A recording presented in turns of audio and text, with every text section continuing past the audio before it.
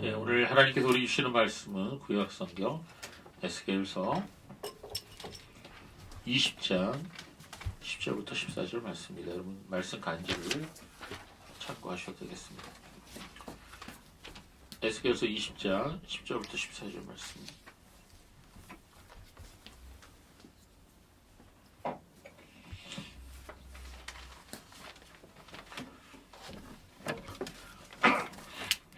우리 본문 말씀을 한 목소리로 같이 읽도록 하겠습니다. 에스겔서 20장 10절부터 14절 말씀입니다. 시작. 그러므로 내가 그들을 애굽 땅에서 나와서 광야에 이르게 하고 사람이 준행하면 그로 말미암아 삶을 얻을 내 율례를 주며 내 규례를 알게 하였고 또 내가 그들을 거룩하게 하는 여호와인 줄을 알게 하려고 내 안식일을 주어 그들과 나 사이에 표징을 삼았노라.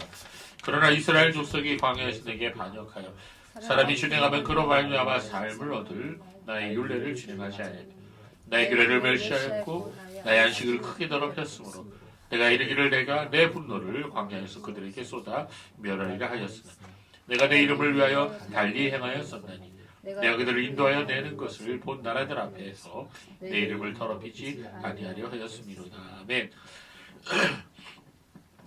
자, 우리가 지난 주일에 여호수아 5장 13절에서 15절 말씀을 본문으로 하나님 편에 서는 법이라는 제목의 말씀을 들었습니다. 자, 지난주에 가나안 정복의 첫 번째 관문인 여리고성을 함락시키기 위해 행군하고 있었던 여호수아와 이스라엘 백성들의 이야기를 말씀드렸죠. 자, 여리고성을 향하여 나아가고 있었던 여호수아와 이스라엘 군대 앞에 웬 한 사람이 칼을 빼들고 마주 서 있었습니다. 그 사람을 보고 여호수아가 이렇게 물었죠. 너는 우리를 위하느냐? 우리의 대적을 위하느냐? 너는 누구 편이냐? 이렇게 물었어요. 그때 그 사람은 이렇게 대답합니다. 아니다. 아니다. 나는 지금 여호와의 군대 장관으로 온 것이다. 예, 나는 너희 편이나 너희 적의 편이 아니라 하나님의 군대 장관으로 여기 온 것이다. 자, 여호수아는 이 말을 듣고 즉시로 땅에 엎드려 절을 하죠. 그리고 이렇게 말합니다. 나의 주여, 종에게 무슨 말씀을 하려 하시나이까. 자, 여호와의 군대 장관은 여호수아에게 이렇게 말하죠. 네 발에서 신을 벗어라. 내가 선 곳은 거룩하니라. 자, 이 말을 듣고 여호수아는 즉시로 자기 발에서 신을 벗어 놓습니다. 자, 이것이 이제 지난주 본문의 말씀입니다. 자, 우리는 지난 주일에 하나님의 군대 장관이 여호수아에게 한 두 가지 말씀이 매우 중요한 의미가 있다는 것을 들었습니다. 그 첫 번째가 하나님 편에 선다는 말에 대한 의미가 무엇인가를 우리가 생각해 봤죠. 자, 이스라엘 백성들이 항상 하나님은 당연히 우리 편이다. 이런 생각을 하고 살았다는 것이죠.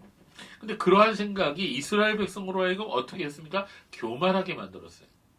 자, 하나님 항상 내 편이다. 내가 잘못을 저질러도 내가 어떻게 살아도 하나님은 무조건 내 편이다. 이런 생각을 했기 때문에 그들이 교만해졌다는 거예요. 또 자신이 어떠한 행동을 하더라도 하나님이 눈 감아 주실 것이라고 하는 아주 잘못된 오해를 하도록 만들었던 것입니다. 자, 우리가 아이들을 키울 때도요. 어렸을 때부터 아이들 혼내지 않고 뭐든지 오냐 하고 너 잘했어 이렇게만 키우면 어떻게 될까요? 그 아이가 나중에 아주 아나무인이 될 가능성이 많겠죠.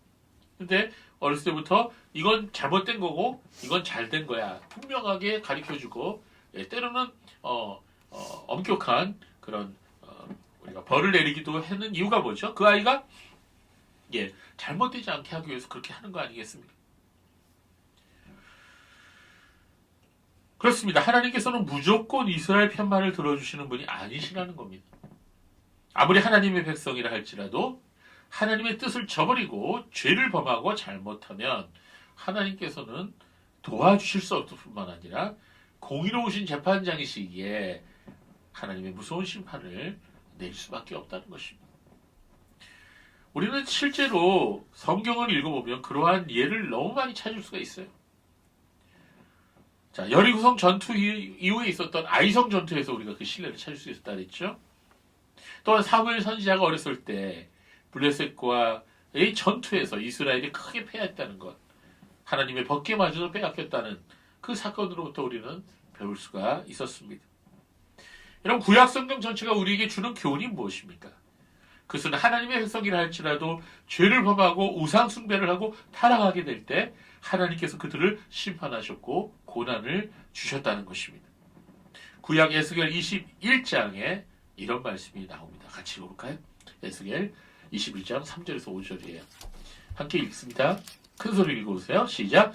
이스라엘 땅에게 이르기를 여호와의 말씀에 내가 너를 대적하여 내 칼을 칼집에서 빼어 의인과 악인을 내게서 끊을지라. 내가 의인과 악인을 내게서 끊을 터이므로 내 칼을 칼집에서 빼어 모든 육체를 나누면서 북까지 치리니 모든 육체는 나 여호와가 내 칼을 칼집에서 빼낸 줄을 알지라. 칼이 다시 꽂히지 아니하리라 하셨다 하라. 자, 여기서 여러분 하나님께서 칼을 빼어서 손에 들으셨다 이런 표현이 나옵니다. 반복해서 나오죠. 하나님께서 진노의 심판의 칼을 빼어 들어 지금 잡고 계신다는 그 말씀의 의미가 무엇일까요? 자, 그것은 이 땅에 전쟁이 일어나서 수많은 사람들이 죽거나 다치게 된다는 거예요. 아니면 전염병이 나돌아서 많은 사람들이 죽게 된다는 그런 뜻입니다. 여러분, 우리가 이 말씀을 주의 깊게 들어야 할 이유가 있어요. 신약 이후의 교회 공동체는 구약의 이스라엘과 마찬가지로 하나님의 백성들이라고 할 수 있어요. 그러나 아무리 하나님의 백성이라 할지라도 하나님을 믿는다는 사람들이 세상 사람들과 똑같이 죄짓고 우상숭배하고 살아간다면 그 또한 하나님의 진노의 심판을 받게 된다는 거예요. 그 말은 무슨 말이에요? 교회도 하나님의 심판을 받을 수 있다는 거예요. 아무리 믿는 사람이라 할지라도 하나님의 매를 맞을 수 있다는 그런 얘기인 것입니다. 자, 그러한 얘기가 베드로전서 4장 17절과 18절에 나와요. 우리 이 말씀도 한번 읽어볼까요? 시작. 하나님의 집에서 심판을 시작할 때가 되었나니 만일 우리에게 먼저 하면 하나님의 복음을 순종하지 아니하는 자들의 그 마지막은 어떠하며 또 의인이 겨우 구원을 받으며 경건하지 아니한 자와 죄인은 어디에 서리요. 예. 자, 여러분,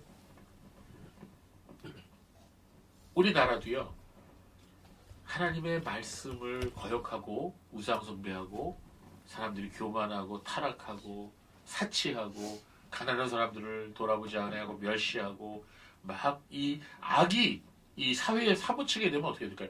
언젠가 때가 되면 하나님의 무서운 심판이 이 사회에 임하게 되는 거예요.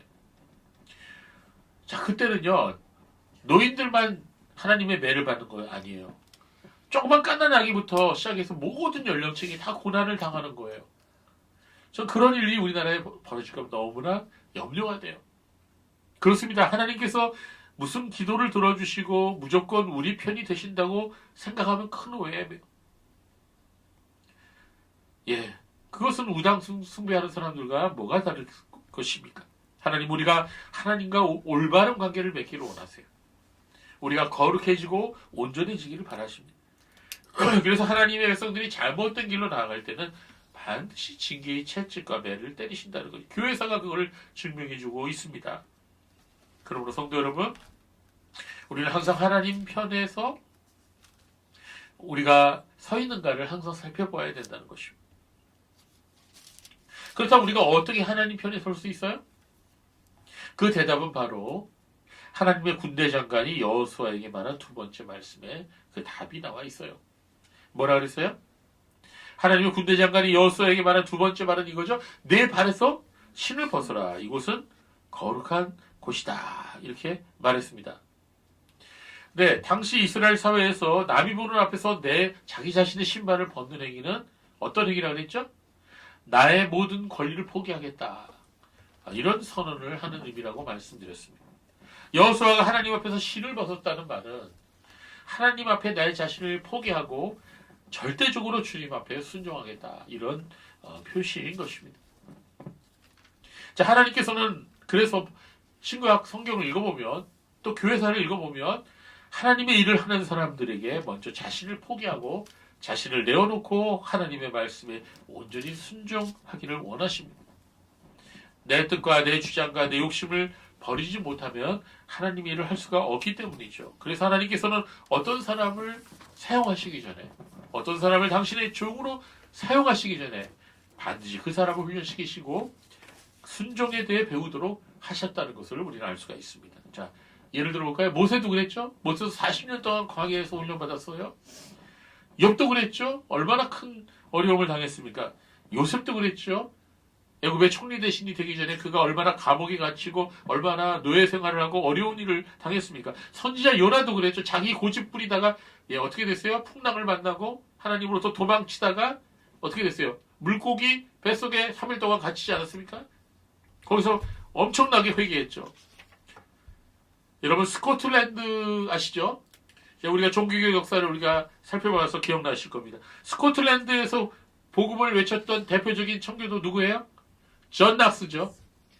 이 존 낙스가 가톨릭 교도들에게 붙잡혀서 자그마치 19개월 동안 프랑스 노예선에서 감금당한 채 노를 저었어요.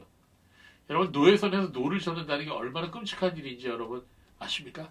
그 당시 그 상황을 리얼하게 보고 싶으시면 요새 나온 배너 말고 옛날 오리지널 배너, 그 오리지널 배너에서 주인공 배너가 노예선에서 노를 저은 장면이 나오는데 그거 보면 알 수가 있어요. 발이 다 쇠고랑으로 채워져서 도망갈 수도 없는, 움직일 수도 없는 그 자리에서 노를 하루 종일 져야 되는데 소변 대변은 그냥 배 바다 속에 그냥 해결해야 돼요. 앉아갖고 먹고 노지는 것밖에 없습니다. 언제 죽을지 몰라요. 그리고 전투하다가 그 배가 깨어지면 같이 수장돼서 죽는 거예요. 도망도 못 가요. 19개월 동안, 아니 한 달 동안 그거 못 하겠는데 19개월 동안 노예선에서 감금당같이 노를 저었어요. 존 낙스가. 그러나 하나님께서 그 후에 그를 풀어서 정말 스코틀랜드를 복음화시키고 개혁시키는 놀라운 주의 종으로 사용하셨죠.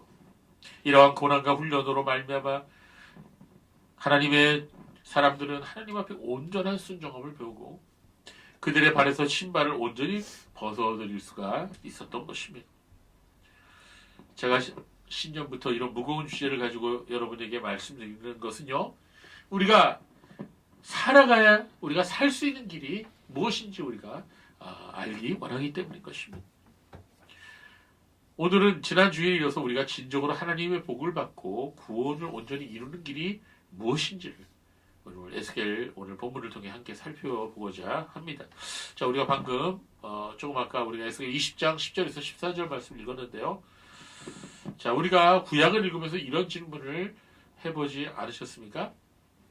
왜 하나님께서는 이 세상 수많은 민족들 중에서 굳이 이스라엘 민족을 택하셨을까? 여러분 혹시 그런 생각을 해보신 적이 있습니까? 자, 이스라엘 민족들이 수적으로 많아서일까?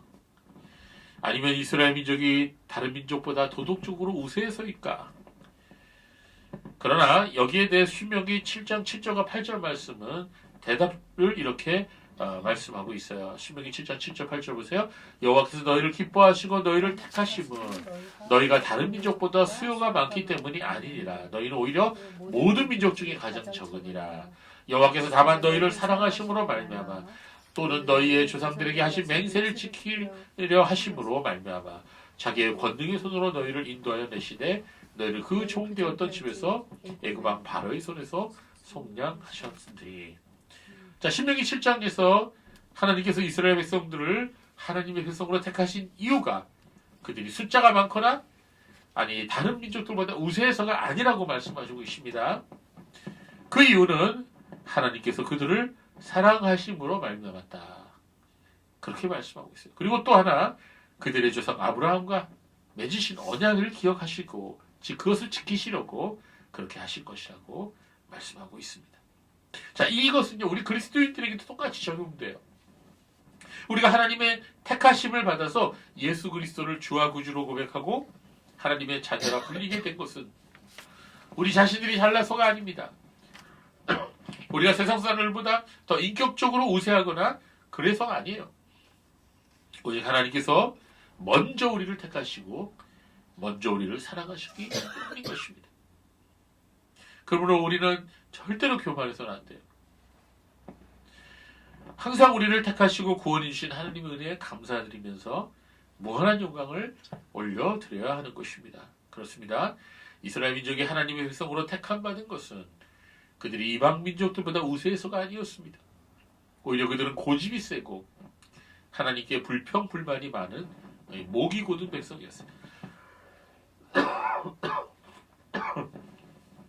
더 나아가 그들은 처음부터 우상 숭배에 깊이 젖어 있는 백성들이었습니다. 이스라엘 민족들이 애굽에서 종살이를 하고 있었을 때 그들은 이미 우상 숭배에 깊이 젖어 있었습니다. 그리고 그들의 조상들이 하나님에 대해 기억하고는 있었지만 하나님이 어떤 분이신지를 잘 알지 못하고 있던 그런 상태였어요. 그럼에도 불구하고 하나님께서는 그러한 이스라엘 백성들에게 모세와 아론을 보내셔서 그들 앞에 10가지 재앙으로 그 거룩하심과 능력을 나타내시고 결국은 이스라엘 백성들을 노예살이로부터 해방시키시고 출애굽을 하도록 허락하셨던 것입니다. 그리고 아직 여전히 그러나 그럼에도 불구하고 그들의 마음속에는 그들의 삶 속에는 우상숭배의 뿌리가 여전히 남아 있었어요. 그래서 애굽에서 나온 뒤에서도 그들은 광야에서 여러 번 하나님을 배반하였고 심지어 우상을 만들어서 절함으로 하나님의 진노가 그들에게 임했던 것입니다. 에스겔 20장 말씀은 이러한 이스라엘 민족의 모습을 하나님께서 친히 잘 묘사해 주신 말씀입니다. 자, 우리가 오늘 읽은 이 에스겔 20장 말씀은요, 1절부터 마지막 절 전체가 교리적으로나 신학적으로 매우 중요한 본문이에요. 그래서 우리는 오늘 이 말씀을 우리가 좀 잘 살펴보기를 원합니다. 자, 시간이 좀 걸려도요, 에스겔서 20장 5절에서 11절 말씀을 우리 좀 같이 봤으면 좋겠어요. 여러분 본문을 보세요. 말씀 단지에 나와 있어요. 자, 5절 보세요. 이르라 주 여호와께서 이같이 말씀하셨느니라. 옛날에 내가 이스라엘을 택하고 야곱 집의 후예를 향하여 내 손을 들어 맹세하고 애굽 땅에서 그들에게 나타나 맹세하여 이르기를 나는 여호와 너희 하나님이라 하였노라. 자, 하나님께서는 지난날에 있었던 일들을 지금 돌이키면서 회상하면서 지금 이스라엘 백성들에게 말씀하고 계시는 거예요. 6절 보세요. 그날에 내가 내 손을 들어 그들에게 맹세하기를 애굽 땅에서 인도하여 내어 그들을 위하여 찾아두었던 땅 곧 젖과 꿀이 흐르는 땅이요 모든 땅 중에 아름다운 곳에 이르게 하리라 하고 또 그들에게 이르기를 너희는 눈을 끄는 바 가증한 것을 각기 버리고 애굽의 우상들로 말미암아 스스로 더럽히지 말라. 나는 여호와 너희 하나님이라 하였으나. 자, 하나님께서 이스라엘 백성들을 애굽에서 끌어내시고 하나님의 백성으로 삼아 세우실 때 그들에게 요구했던 것은 바로 우상 숭배하지 말라는 것이죠. 7절 보세요. 그렇게 하나님이 말씀하셨는데도 불구하고 그들이 내게 반역하여 내 말을 즐겨 듣지 아니하고 그들의 눈을 끄는 바 가증한 것을 각기 버리지 아니하며 애굽의 우상들을 떠나지 아니하므로 내가 말하기를 내가 애굽 땅에서 그들에게 나의 분노를 쏟으며 그들에게 진노를 이르라 하였노라. 그러나 내가 그들이 거주하는 이방인들의 눈앞에서 그들에게 나타나 그들을 애굽 땅에서 인도하여 내었나니 이는 내 이름을 위함이라. 내 이름을 그 이방인의 눈 앞에서 더럽히지 아니하려고 행하였습니다. 자, 하나님께서 이스라엘 백성을 구원해 주실 어떠한 근거, 이유도 없었어요. 이스라엘 백성 그런 자격조차 없었어요. 그럼에도 불구하고 하나님이 그들을 이방인들이 보는 앞에서 큰 권능을 행하셔서 애굽 사람으로부터 해방시켜 주신 것이죠. 10절 보세요. 그러므로 내가 그들을 애굽 땅에서 나와서 광야에 이르게 하고 여기서부터 중요합니다. 11절 사람이 준행하면 그로 말미암아 삶을 얻을 내 율례를 주며 내 규례를 알게 하였고 12절 또 내가 그들을 거룩하게 하는 여호와인 줄 알게 하려고 내 안식일을 주어 그들과 나 사이에 표징을 삼았노라. 여기서 11절 12절은 굉장히 중요한 말씀인데요. 여러분 하나님이 아무 민족에게나 율법을 주신 줄 아십니까? 예, 이 세상 어떠한 민족에게도 율법 주시지 않으셨어요. 하나님께서는 이스라엘 민족을 택하셔서 그들에게 10계명과 613가지의 율법을 그들에게 주셨어요. 바로 하나님의 백성이 된다는 말은 무슨 말입니까? 하나님의 법을 지키며 산다는 말이에요. 네, 여러분 우리가 대한민국 국민이 되었다는 말은 대한민국의 헌법과 대한민국의 법을 지키며 산다는 그 의미거든요. 그러니까 법이 없으면은 국민이 될 수도 없고 나라가 이루어질 수도 없어요. 지금 법이 무너지고 있어요. 우리나라가 지금 법대로 이루어지고 있는 게 하나도 없어요. 그러니까 지금 우리나라가 지금 엉망이 되어버린 거예요. 예, 이게 하나님의 법을 따라서 하나님의 법대로 살아가는 게 바로 하나님의 백성이에요. 그리고 또 하나, 안식일을 지키도록 하셨어요, 하나님이.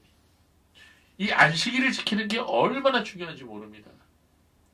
하나님의 백성이 되는 여기서 두 가지 그 조건이 뭡니까? 첫 번째, 하나님의 법을 지키느냐. 두 번째, 안식일을 지키느냐. 이 두 가지를 지금 반복해서 에스겔 20장에서 말씀하고 계세요, 하나님께서.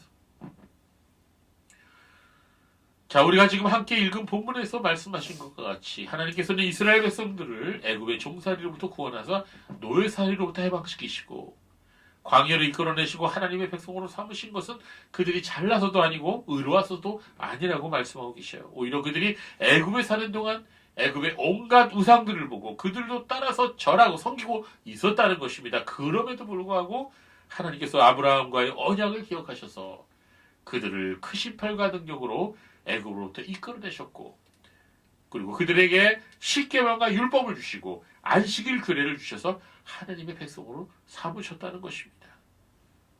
이것은요, 오늘날 우리 그리스도인들에게도 그대로 적용되는 거예요. 하나님께서 우리가 완벽해서 구원하신 게 아니라는 것입니다.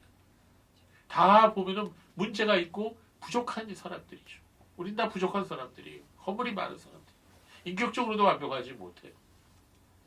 그럼에도 불구하고 하나님 우리를 있는 그대로 사랑하셨어요. 하나님의 은혜로 우리를 먼저 사랑하사 구원하신 것입니다. 우리 안에는 그럼에도 불구하고 여전히 세상적인 욕망과 육체의 본성이 남아있다는 거예요. 그래서 우리는 구원받은 이후에도 우리의 구원이 온전히 이룰 때까지 우리의 죄성과 우상숭배와 싸워야 하는 것입니다.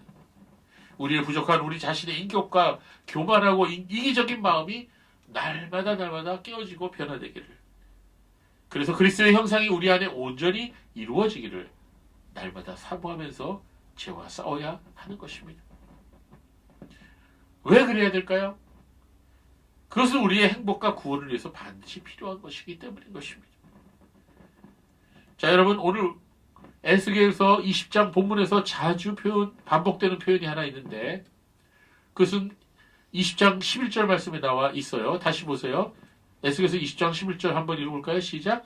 사람이 준행하면 그로 말미암아 삶을 얻을 내 율례를 주며 내 규례를 알게 하였고. 자, 여기서 사람이 준행하면 그로 말미암아 삶을 얻을 내 율례란 표현에 주목하십시오. 자, 이 말씀의 의미가 무엇입니까? 쉽게 얘기하자면 하나님의 말씀대로 살면 산다는 뜻이에요. 하나님의 말씀을 지키면 산다는 거예요. 그러면 바꿔보면 뭐예요? 하나님 말씀을 지키지 않으면 죽는다는 겁니다. 여러분, 하나님의 말씀을 우습게 여기는 사람들이 있어요. 하나님의 말씀을 날마다 어기면서 뒤로 던져버리고 등 뒤로 던져버리고 그렇게 살아가는 사람들이 있어요. 너무나 많아요. 그런 사람들이. 심지어 교회 다니는 사람들 중에도 많이 있어요. 자, 그런 사람들은 어떻게 돼요? 이 땅에서도 하나님 은혜로부터 멀어지게 되고요. 또 결국 죽어서 심판을 받아 지옥에 떨어지게 된다는 거예요. 여러분, 이거 사느냐 죽느냐의 문제입니다. 하나님의 말씀을 지키고 사는다는 것은 사느냐 죽느냐의 문제예요. 그렇습니다. 사람이 구원받을 수 있는 길은 하나님의 명령을 지키는 것입니다. 그런데 하나님의 명령이라고 하는 것은요, 일부만 지켜서 되는 게 아니에요. 자, 여러분, 하나님이 간음하지 말라고 명령하신 하나님이 살인하지 말라고도 말씀하셨죠? 살인하지 말라고도 말씀하신 하나님이 거짓 증거하지 말라, 거짓말하지 말라고도 말씀하셨어요. 자, 나는 간음하지 않았어요. 나는 사는 동안 여태까지. 나는 살인한 적이 없어요. 그런데 그 사람이 만약에 거짓말을 했다. 그러면 율법을 지킨 거예요? 어긴 거예요? 어긴 거라는 얘기예요. 하나님의 명령은 10 중에 단 한 가지라도 지키지 않으면 모든 것을 지키지 않은 것과 같다고 말씀하셨어요. 어디에 그런 말씀이 있어요? 야고보서 2장 10절 11절에 있어요. 같이 읽을까요? 시작. 누구든지 온 율법을 지키다가 그 하나를 범하면 모두 범한 자가 되나니 간음하지 말라 하시니가 또한 살인하지 말라 하셨은즉 내가 비록 간음하지 아니하여도 살인하면 율법을 범한 자가 되느냐. 그러면 여러분이 물어봅시다. 우리가 613가지 율법은 얘기할 것도 없고 10계명 하나만 얘기해 봅시다. 1계명부터 10계명까지 여러분 다 외우시죠? 그럼 그 중에서 한번 물어봅시다. 십계명 이때까지 사는 동안에 다 지키신 분 손 들어보세요. 자, 우리 여기서 제일 어린 사람이 누구지? 해나. 해나는 십계명 중에 10계명 다 지켰을까? 고개를 옆으로 저었어요. 굉장히 정직합니다. 여러분, 해나같이 저렇게 어리고 착한 소녀도 십계명에 대해서 자신이 없다고 얘기하는데 저같이 늙은 사람은 뭐 어떻게 하란 말입니까? 그렇지요. 자, 그렇습니다, 여러분. 그래서 이 세상에는요, 하나님의 명령을 모두 다 완벽하게 지켜서 자기 자신의 의로움으로 구원에 이룰 수 있는 사람이 하나도 없다는 거예요. 그래서 하나님께서 이 세상의 이 모습을 보시고 어떻게 하셨어요? 자기의 독생자 예수 그리스도를 보내셨어요. 그리고 사람이 되게 하셨죠. 그분에게 우리의 모든 죄에 대한 죄책을, 죄값을 다 짊어지도록 하신 것입니다. 즉 우리가 지키지 못한, 순종하지 못한 모든 하나님의 명령을 예수님께서는 다 순종하시고 우리의 불순종과 죄로 말미암은 형벌과 죄책을 다 짊어지신 거예요. 그리고 십자가에 오르셔서 우리의 죄값을 그 피로써 다 지불하신 거예요. 이전에는 우리가 부패하고 연약하여 하나님의 명령을 준행할 수 없었지만 이제 그리스도의 구속으로 말미암아 물과 성령으로 거듭난 그리스도인은 성령의 도우심으로 말미암아 하나님의 계명을 기쁘게 순종할 수가 있게 된 것입니다. 물론 처음부터 완벽한 건 아니에요. 그러나 거듭난 그리스도인들은 확실히 뭔가 달라도 달라요. 하나님의 법을 즐거워합니다. 하나님의 법을 지키려고 애를 써요. 그게 바로 거듭난 그리스도인들의 모습인 것입니다. 여러분, 성경을요 제일 잘못 이해하고 가르치고 있는 사람들 중에서 율법과 복음을 철저하게 구분하는 사람들이 있어요. 율법은 악한 것이고 구약에 속한 것으로서 이제는 우리 신약에 믿는 사람들이 전혀 상관이 없는 것이다, 이렇게 가르치는 사람들이 있어요. 그래서 그들은 율법적인 신앙, 율법적인 설교, 율법적인 가르침을 가르쳐서는 안 된다, 그건 잘못된 것이다, 이렇게 말하면서 오늘날 믿는 신자는 율법이 더 이상 구애받지 아니하고 자유롭게 구원을 만끽하면서 살아도 된다, 이렇게 가르치고 있습니다. 이건 구원파가 가르치는 거하고 비슷하죠? 성경의 가르침은 그렇지가 않습니다. 성경은 진정으로 거듭난 사람이 율법이나 하나님의 계명과 상관없이 사는 것이 아니라 이전에는 육신이 약해 순종하지 못하고 지키지 못했던 하나님의 명령들을 이제는 거듭난 그리스도인들이 성령의 능력 안에서 기쁘게 순종하게 되었다, 이렇게 말씀하고 있어요. 이게 진짜 성경의 메시지예요. 구약에서나 신약에서나 하나님의 말씀은 동일합니다. 그건 뭐예요? 하나님의 계명을 지키는 자가 살 것이다. 이것이 신구약 성경의 말씀입니다. 구약에서는 율법을 행하는 자가 살 것이라고 했죠. 그러나 그 누구도 율법을 완벽하게 지키는 자가 없었습니다. 그래서 그리스도께서 그 율법을 온전히 행하셔서 온전한 의를 이루시고 그 의를 우리에게 전가하여 주신 것입니다. 그리고 우리가 범죄함으로 인하여 반드시 심판을 받아서 영원한 지옥 형벌을 받아야 그런 처해져야 할 우리의 죄책을 모두 짊어지시고 십자가에 오르사 우리를 위해 피 흘리시고 고통당하고 죽으신 것입니다. 이제 부활하신 그리스도를 믿고 거듭난 성도들은 예수 그리스도의 의를 힘입어 하나님 앞에 의롭다 인정함을 받았을 뿐 아니라 믿는 자 안에서 거하시는 성령의 도우심으로 말미암아 하나님의 계명을 즐거이 행할 수 있게 됐다는 것입니다. 그러므로 하나님의 계명을 지키느냐 그렇지 않느냐의 문제는 율법주의의 문제가 아니라 그 계명을 지킴으로 그 의로서 우리가 구원받는다는 그런 것이 아니라 그것은 이미 불가능하다고 말씀드렸죠.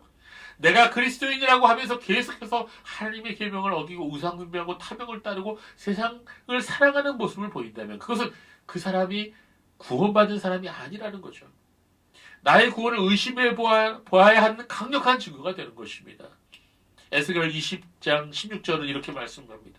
그들이 마음으로 우상을 따라 나의 규례를 업신여기며 나의 율례를 행하지 아니하며 나의 안식일을 더럽혔음이라. 여러분, 세상을 사랑하는 사람들을 우상 숭배자라고 말하죠. 그들이 세상을 사랑하기 때문에 우상을 숭배하고 있기 때문에 하나님의 법을 업신여기게 됩니다. 하나님의 십계명을 등 뒤로 던져버리게 되고 거짓말하고 음행하고 도적질하고 주의를 지키지 않고 다른 사람의 것을 불의한 방법으로 빼앗고 악을 저지르고 있는 것입니다. 지금 어떤 당의 사람들이 그렇게 하고 있지 않습니까? 여러분 출애굽한 이스라엘 사람들 중에서도요.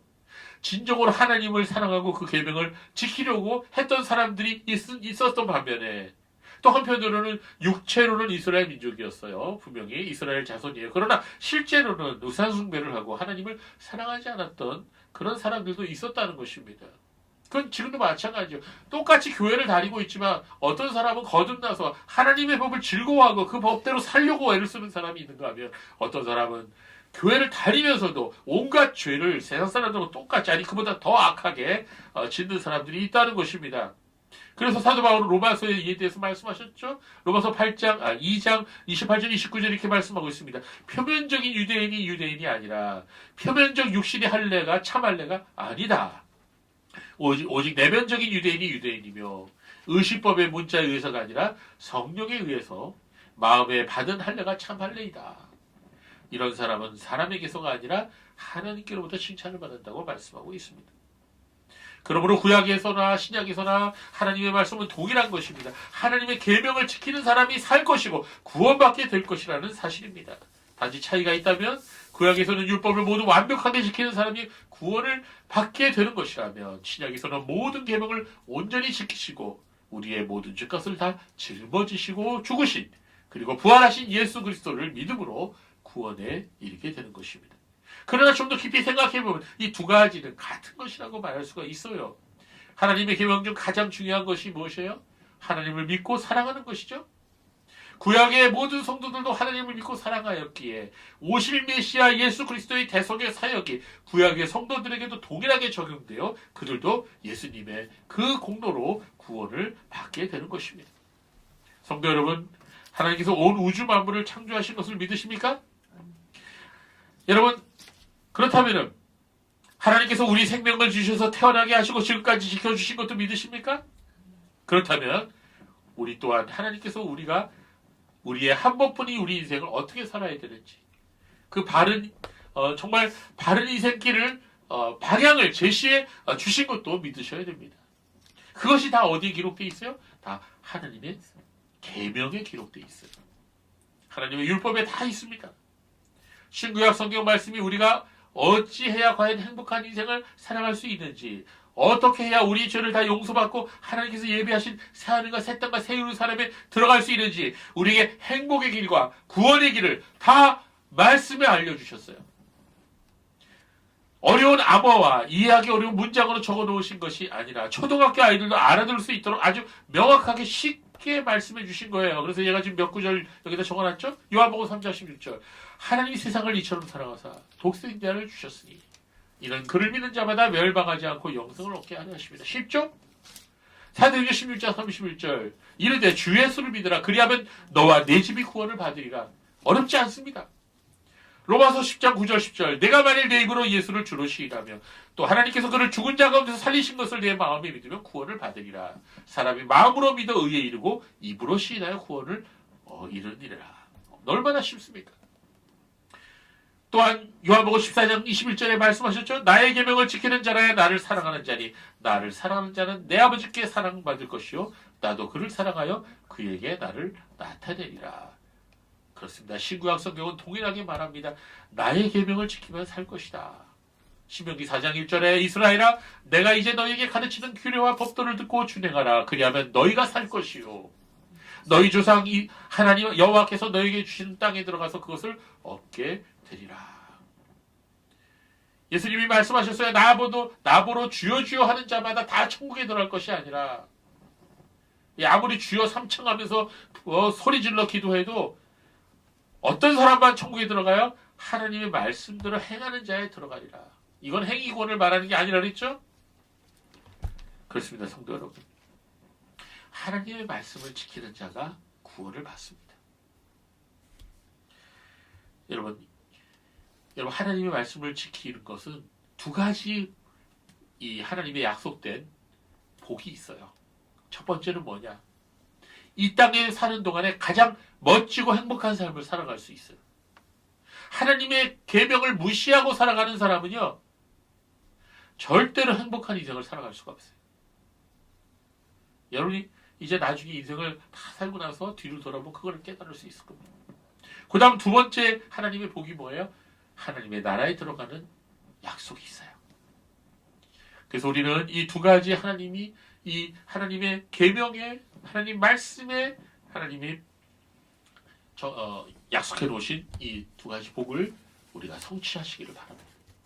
제가 오늘 이렇게 주일 새해 첫 주, 두 번째 주에 이 말씀을 전하는 것을 여러분 기억하시기 바랍니다. 사람이 나의 율례를 준행하면 그로 말미암아 살리라. 이것이 오늘 말씀의 핵심이에요. 그래서 여러분 부지런히 성경을 읽으세요. 우리가 어떻게 하나님의 뜻을 알 수 있다고요? 하나님의 말씀을 읽어야 알 수가 있어요.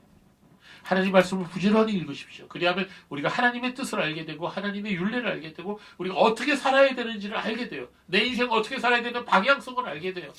우리의 삶 속에서 어떻게 살아야 하나님 기뻐하시는지 내가 어떻게 행복해지는지를 그 비결을 깨닫게 돼요. 그리고 그 말씀대로 살 때 우리가 하나님의 나라에 들어가게 됩니다. 오늘 이 말씀을 여러분 가슴에 잘 새기셔서 올 한 해도 하나님의 말씀을 따라서 순종하며 살아가는 복된 한 해가 되시기를 바랍니다. 기도하겠습니다.